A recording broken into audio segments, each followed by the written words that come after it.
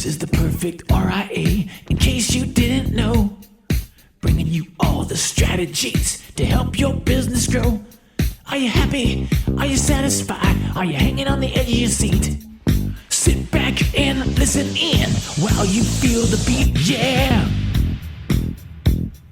Another myth bites the dust. Hello, TPR Nation. This is Amber Kuhn from the Perfect RIA. Thank you for joining me on today's Fallout Friday, where I'll be covering the highlights and action items from this week's episodes. On Monday, Matt and Micah talked about what would you do if you had to double your productivity. He and Micah talk a lot about what if they had to double, or what if they just see twice as many clients or be twice as productive. They said looking at that framework allows you to think about what you would do in that case. Matt shared that he constantly hears this idea of, I don't have enough time, but that this is a myth and a victim mindset. Micah said we all have the same 24 hours in the day, that this is the great equalizer. You get to choose every single day as a reset. He said it's easy to get caught in that victim mindset because of all the other things going on in your life, but you have to make a decision. It then takes you out of that victim mentality and clarifies things and forces you to come up with a creative solution. Matt stated that time is the ultimate currency. People will say that they don't have time, but then they can go spend hours watching Netflix. You need to be careful because if you're saying you don't have time, everything will conspire to make that a reality. Matt said you also don't need to be shaming yourself. Saying that you should be doing something doesn't empower you. The middle is acknowledging the reality and saying that you choose to. Don't ever say that you don't have time for your clients or for your family. Matt and Micah then shared their ideas and recommendations for if you had to double your productivity. Micah said that first, he would get a program to lock his computer down that would only allow him to open up one tab at a time, forcing him to then work on one single thing. He also said that he would limit how people could talk to him, so he couldn't even see when other people were trying to contact him, except for his family. Matt recommended blocking websites. He said you need to think about when you get distracted, what are those things that you tend to go to? Micah added that you could put time tracking software on your company computers, but he clarified this is to help team members improve their time and see where they're actually spending their time. Matt added to consider hiring an integrator or make sure that you have someone in your world who's looking out for your productivity and what your highest and best use is. Someone who understands and respects your time. Micah also suggested having team members create the perfect week and help them time block. For Micah, this would be time dedicated to when he can help and when the team needs to figure out the things on their own. And to make sure that the team has dedicated project time, even to the extent of not taking client calls or even shutting down the building. He said, imagine if you treated all tasks that seriously, that the building burning would be the only interruption. Matt and Micah gave examples of working on RMD letters and making sure that letters are going out at the same time and that everyone gets the same communication across the board. Matt shared that when they sent out the RMD letter in his office, he blocked out 2 hours to quality control because he had new team members. But that is the only thing he did during that time. It wasn't 5 here or 5 there, and he didn't stop everything when he had a few that needed additional research time for. Micah gave another recommendation of booking time out of the office and booking no internet time. He said you need to leave for a while and make sure that everything can function and work while you're gone.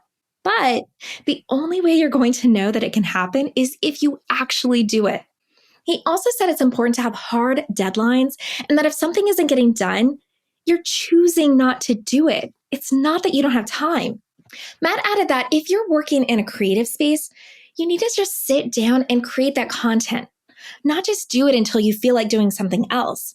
When he has to create content, he said that he'll close out all of his tabs and then he has a book that he likes to read right next to him.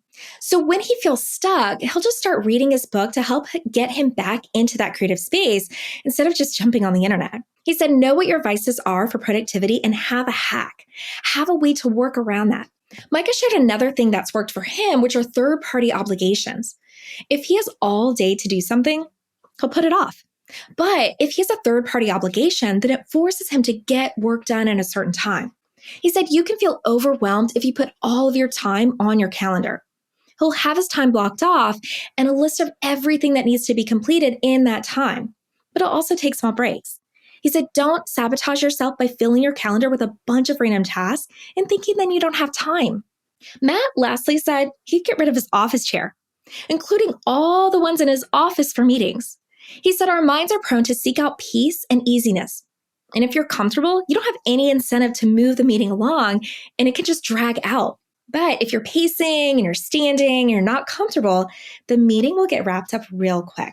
Matt and Micah wrapped up the episode by stating that when people are wishful and they say that they wish for more time or more days, the reality is all you need to do is use that time just a tiny bit more effectively. Let's get into action items from Monday's episode. Go to whatever social media platform you use and commit publicly to whatever productivity enhancement you're going to do and tag us in that post. Visit theperfectra.com to sign up for our next Nation Power session on March 29th. Matt and Micah will be talking about the one big mistake that advisors make. Mark your calendar for the Invictus Mastermind in May and the Perfect RIA and Retirement Tax Services Summits at the end of September. On this week's What Works Wednesday, Matt was joined by Chris Michalman from Integrated Financial Partners in Derry, New Hampshire. Chris is a member of our Invictus coaching program and joined Matt to talk about how he implemented Surge in his practice, how he graduated clients, and how extreme accountability has made a difference. Chris started implementing Surge the first summer of COVID and had to change the way he was doing things. He said that Surge allowed him to focus the way he was servicing clients and niche down to provide more and more value to a smaller group of people. He also said that currently he's working on reducing his total client count and that he's able to do this because of implementing Surge. Chris talked about his agenda items during Surge and that he only has one primary agenda item, which allows him to answer his clients' questions and it allows him to go deep on that one item. He said the first thing that he talks about is, does his client have enough money? But he phrases this differently each cycle because he said it may resonate with them more or less depending on how he states it.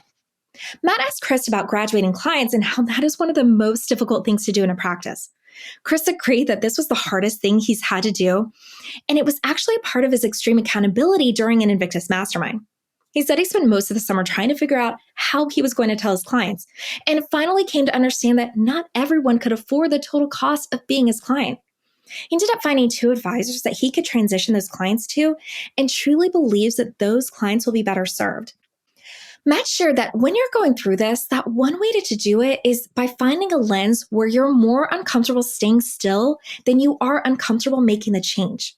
Chris said that without that extreme accountability, he would have continued to feel the same way and not make a major change in his practice. He said that in order to still be in the game 10 years from now, he's going to have to keep growing and keep leveling up his service. Matt and Chris then went on to discuss how Chris's Surge meetings and Surge cycles work. Chris walked through logistically how it works in his office from the prep all the way to that follow-up call. Chris does meetings Tuesdays through Thursdays, 45 minutes for each meeting if it's virtual, and an hour for an in-person meeting. He kept his last Surge to 5 weeks, and he mentioned that he even set up a vacation for the day after his Surge ended. This ended up being a great forcing mechanism because there was no option to extend those meetings. Let's get into action items from Wednesday. Create a client roadmap. For Chris, this lists out what point of contact he's going to have with his clients, and he said create a value-add calendar. Also, make a list of your clients without names that has revenue numbers. Matt mentioned there's a few different ways to look at this list, whether the big clients are subsidizing your smaller clients, or whether you're willing to jeopardize your firm on a client who's paying a minimal amount because their complaint can be worth as much as your highest paying client. On this week's Worlds to Conquer, Jamie talked about how your team delivers value and how you're going to define what value is with them. At Shalansky & Associates, Jamie works with a team on delivering massive value and how they can go above and beyond what any other financial advisor is going to offer. She said too often the conversations are about investments and then maybe mentioning taxes, but they want to deliver value adds every quarter. At the time of this recording, they were about to deliver the 1099 report, and Jamie said this is a low IQ, high value report. But before they roll out their January value add, Jamie said they take time to reflect on the year. In December and January, Jamie said they're doing their financial pulse points to look back at the year and see where the gains were.